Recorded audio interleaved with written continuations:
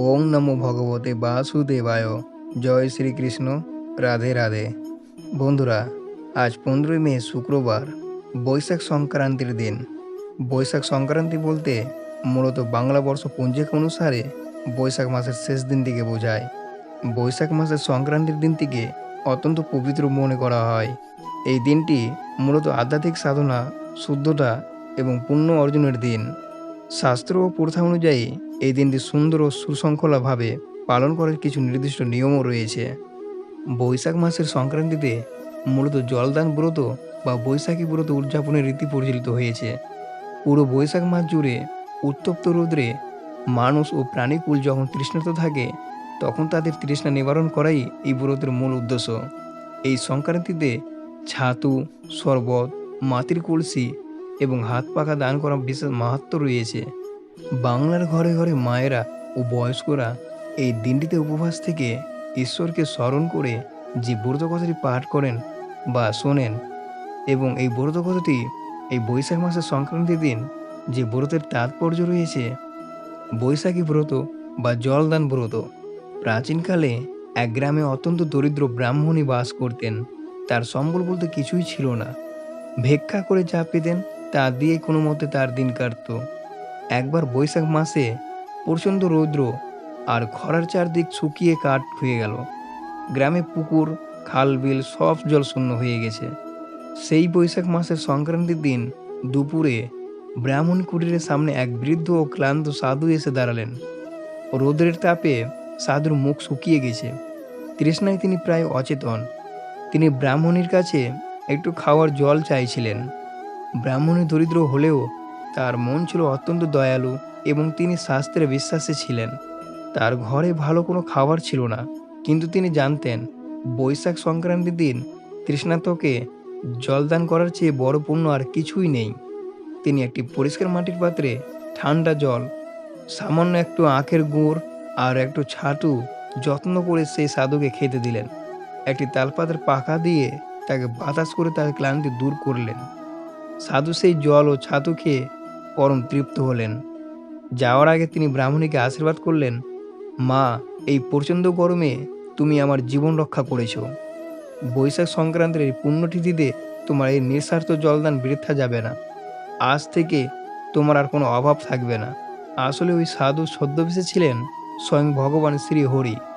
তিনি ব্রাহ্মণী ভক্তি ও দয়া পরীক্ষা করতে এসেছিলেন। সাধু চলে যাওয়ার পর ব্রাহ্মণী দেখলেন তার সেই ভাঙা কুটির এক সুন্দর বাড়িতে পরিণত হয়েছে। গোলা ভরা ধান এবং ধন সম্পত্তিতে তার বাড়ি ভরে উঠেছে। এরপর থেকে ওই ব্রাহ্মণী প্রতি বছর বৈশাখ মাসে নিষ্ঠা ভরে জলদান ব্রত পালন করতেন এবং তুলসী মঞ্চে নিয়মিত জল দিতেন। অবশেষে মৃত্যুর পর তিনি বিষ্ণুলোকে বৈকুণ্ঠ স্থান লাভ করেন। এই ব্রত কথা আমাদের শেখায় যে গ্রীষ্মের দাবদাহে তৃষ্ণার্তকে জল ও ক্ষুধার্তকে অন্ন দান করার মধ্য দিয়েই ঈশ্বরের শ্রেষ্ঠ সেবা করা যায়। কিভাবে এই ব্রত সম্পন্ন করা যায়? ব্রতের দিন ব্রতের দিন একটি নতুন মাটির কলসিতে পরিষ্কার জল ভরে তার ওপর একটি ফল, একটু মিষ্টি বা ছাতু এবং একটি হাত পাখা দিয়ে কোনো ব্রাহ্মণ, পূজারী বা অভাবী মানুষকে দান করতে হয়।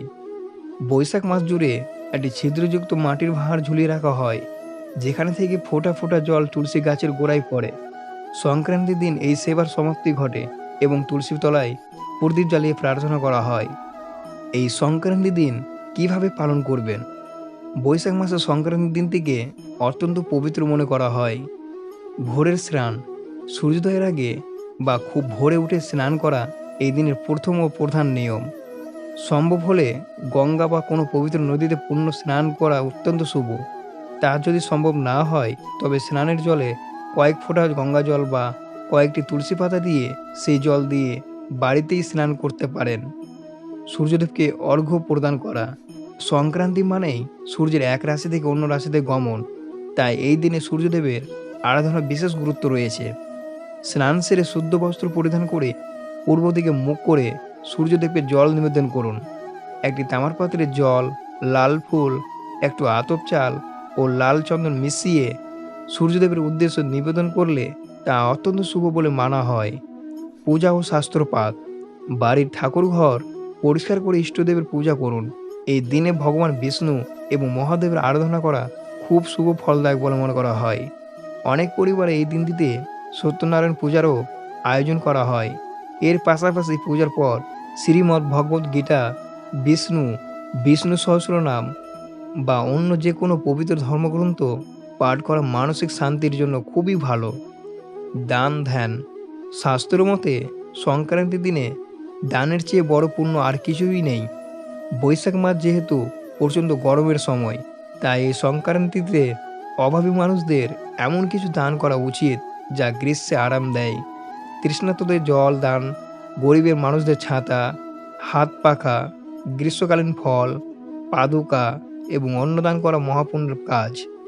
পিতৃপুরুষের স্মরণ, যাদের পিতামাতা বর্তমানে নেই তারা এই দিনটিতে পূর্বপুরুষদের স্মরণ করে তাদের উদ্দেশ্য তর্পণ করতে পারেন। এতে পিতৃপুরুষরা তৃপ্তি হন এবং পরিবারের উপর তাদের আশীর্বাদ থাকে। মানসিক শুদ্ধতা ও সাত্ত্বিক আচরণ, খাদ্যাভ্যাসের পাশাপাশি এই দিনটিতে মানসিক শুদ্ধতা বজায় রাখাও অত্যন্ত দরকার। কারো প্রতি রাগ বা হিংসা না করা, কটু কথা না বলা এবং মনকে সারাদিন শান্ত ও ইতিবাচক রাখাই হলো সংক্রান্তির আসল ব্রত। বৈশাখ মাসের সংক্রান্তিতে কি কি খাওয়া যাবে না? বৈশাখ মাসের সংক্রান্তির দিন সনাতন ধর্মে বেশ কিছু নিয়ম খাদ্যের উপর রয়েছে। এই দিনটিতে মূলত শুদ্ধ ও সাত্ত্বিক আহার গ্রহণের পরামর্শ দেওয়া হয়। সংক্রান্তির দিন যেসব খাবার সাধারণত খাওয়া থেকে বিরত থাকা উচিত। বৈশাখ মাসের সংক্রান্তিতে, যাকে জ্যৈষ্ঠ সংক্রান্তিও বলা হয়, বা যে কোনো সংক্রান্তির দিনটি সনাতন ধর্মে অত্যন্ত পবিত্র হিসাবে গণ্য করা হয়। এই দিনটিতে সূর্য এক রাশি থেকে অন্য রাশিতে প্রবেশ করে, তাই এই দিনটিকে আধ্যাত্মিক সাধনা ও পুণ্য স্নান ও শুদ্ধতার প্রতীক হিসাবে ধরা হয়। এই পবিত্রতা বজায় রাখার জন্যই খাবারে বেশ কিছু কঠোর নিয়ম বা সাত্ত্বিক আহারের বিধান দেওয়া হয়েছে, যা যা খাওয়া থেকে সম্পূর্ণ বিরত থাকা উচিত। নাম্বার 1, তামসিক বা আমিষ খাবার।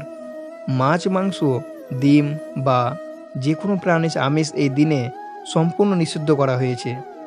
মনে করা হয় আমিষ খাবারে শরীরে অলসতা এবং মনে হিংস্রতা বা নেতিবাচক প্রভাব তৈরি করে, যা কোনো ধর্মীয় বা পবিত্র দিনে কাম্য নয়। নাম্বার 2, পেঁয়াজ ও রসুন। নিরামিষ হলেও পেঁয়াজ এবং রসুনকে রাজসিক ও তামসিক উপাদানের মিশ্রণ হিসাবে ধরা হয়। আয়ুর্বেদ এবং শাস্ত্র মতে এগুলো শরীরে অতিরিক্ত উত্তেজনা ও তাপ বৃদ্ধি করে, যার ফলে মন শান্ত থাকে না, তাই পূজা পার্বণে এগুলো বর্জনীয়। নাম্বার 3, নির্দিষ্ট কিছু ডাল ও শস্য। মসুর ডালকে শাস্ত্রে আমিষের সমতুল্য বা তামসিক হিসাবে ধরা হয়। যে কোনো ব্রতের দিনে মসুর ডাল খাওয়া থেকে বিরত থাকতে বলা হয়। এর পাশাপাশি অনেক জায়গায় খেসারি ডাল খাওয়াও এড়িয়ে চলা হয়। নাম্বার 4, বাসি বা এঁটো খাবার। আগের দিন রান্না করা বা ফ্রিজে রাখা বাসি খাবার এই দিনে খাওয়া উচিত নয়। শাস্ত্রীয় মতে বাসি খাবার তার সতেজতা ও প্রাণশক্তি হারিয়ে ফেলে।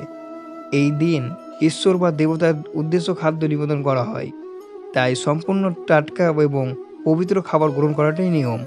নাম্বার 5, অতিরিক্ত মশলাযুক্ত খাবার। অতিরিক্ত তেল, ঝাল ঝাল ও কড়া মশলাযুক্ত খাবার খাওয়া উচিত নয়। এগুলো হজমের সমস্যা হতে পারে, শরীরকে ক্লান্ত করে তোলে। নাম্বার 6, নেশাজাতীয় দ্রব্য। যে কোনো প্রকার নেশাজাতীয় দ্রব্য বা পানীয় গ্রহণ করা এই দিনে মহাপাপ হিসাবে গণ্য করা হয়। এটি মানুষের চেতনাকে দুর্বল করে দেয় এবং পবিত্রতাকে নষ্ট করে দেয়। বৈশাখ মাসের সংক্রান্তি মানেই গ্রীষ্মের প্রচণ্ড দাবদাহের সময়। এই সময় শরীরে প্রাকৃতিকভাবেই গরম থাকে। আয়ুর্বেদের শাস্ত্র অনুযায়ী এই প্রচণ্ড গরমে তেল মশলাযুক্ত খাবার, আমিষ বা পেঁয়াজ রসুন হজম করতে শরীরে অতিরিক্ত শক্তি খরচ হয়, যা থেকে পেটের গোলমাল হতে পারে। তাই ধর্মীয় নিয়মের পাশাপাশি শরীর সুস্থ রাখার জন্যও এই দিনগুলোতে হালকা করে খাবার খাওয়ার পরামর্শ দেওয়া হয়। এই দিনে কী ধরনের খাবার খাওয়া সবচেয়ে ভালো? সাত্ত্বিক আহার, মুগ ডাল, গোবিন্দভোগ, চালের খিচুড়ি, পোলাও বা সাধারণ অন্ন। নিরামিষ তরকারি, কুমড়ো, পেঁপে, আলু, পটল, ঝিঙে ইত্যাদি দিয়ে তৈরি কম মশলাযুক্ত তরকারি। দুগ্ধজাত দ্রব্য ও ফল, দুধ, দই, ছানা, ঘি, মাখন এবং প্রচুর পরিমাণে মরশুমি মিষ্টি ফল যেমন আম, কলা, তরমুজ, বেল এইসব খাবারও অর্জন করতে পারেন। ছাতু ও শরবত, বৈশাখের গরমে শরীর ঠান্ডা রাখতে ছাতুর শরবত, বেলের পানা বা ডাবের জল খাওয়াই অত্যন্ত উপকারী ও স্বাস্থ্যসম্মত। এইসব খাবার খেয়ে নিষ্ঠা অনুসারে ব্রত পালন করতে পারেন। আপনারা চ্যানেলে নতুন হয়ে থাকলে চ্যানেলটি সাবস্ক্রাইব করে দিবেন এবং একটি লাইক করে দিবেন ও অথবা কমেন্টে ভক্তি সহকারে জয় শ্রীকৃষ্ণ জয় লিখতে ভুলবেন না। রাধে রাধে।